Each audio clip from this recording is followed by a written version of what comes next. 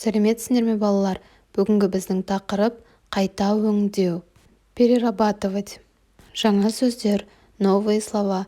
Напиши в словарь и выучи. Бүлдіру, портить, пайдалану, использовать, өңдеу, перерабатывать, өнім шығару, выпускать продукт, артық, лишний. Бірінші тапсырма: суретке қара, не дұрыс емес анықта. Үлгіні қолданып сөйле. Посмотри на картинку и определи, что неправильно. Расскажи. Мысалы, үлгі: ақ қағазды бүлдіру дұрыс емес. Бұл А суретіндегі.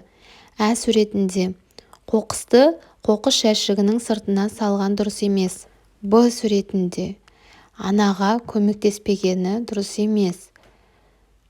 В суретіндегі: баланың әткеншекте қоқыс қалдырып кеткені дұрыс емес. Менімен бірге оқы. Прочитай вместе со мной. Пайдалану, бүлдіру, өңдеу, қайта пайдалану, артық. Екінші тапсырма. А тапсырмасы: сөйлемдерге сәйкес тіркесті тауып айт. Продолжи предложение. Көлік сынса, қайта жөндеу керек. Ақ қағаздың тек бір жағы жазылса, екінші жағын да пайдалану керек. Жерде нан жатса, еңкейіп алу керек.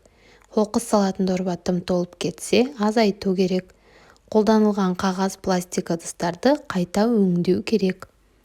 Екінші тапсырма. Ә тапсырмасы: сөйлем құрап жаз. Состав предложения. Үлгі, пример. Менің ойымша, тамақты артық алу дұрыс емес. Өйткені тамақ қалдығы қоқысқа тасталады.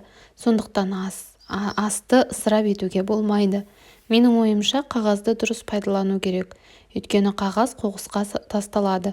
Қағазды қайта өңдеуге тырысу керек. По моему мнению, нельзя покупать очень много еды, потому что оставшуюся еду мы бросаем в мусор. Үшінші тапсырма. Суретке байланысты тез сөйлем құра.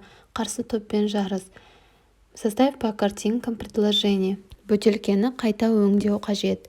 Қоқысты қоқыс жәшігіне тастау керек. Тамақты қалдыруға болмайды, ысырап болады. Диванды қайта жөндеу керек. Ағашты кесуге болмайды, сынық кесені тастау керек. Айран ыдысын қайта өңдеу керек. Ақ бетті толық қолдану керек. Жыртық көйлекті тігу керек.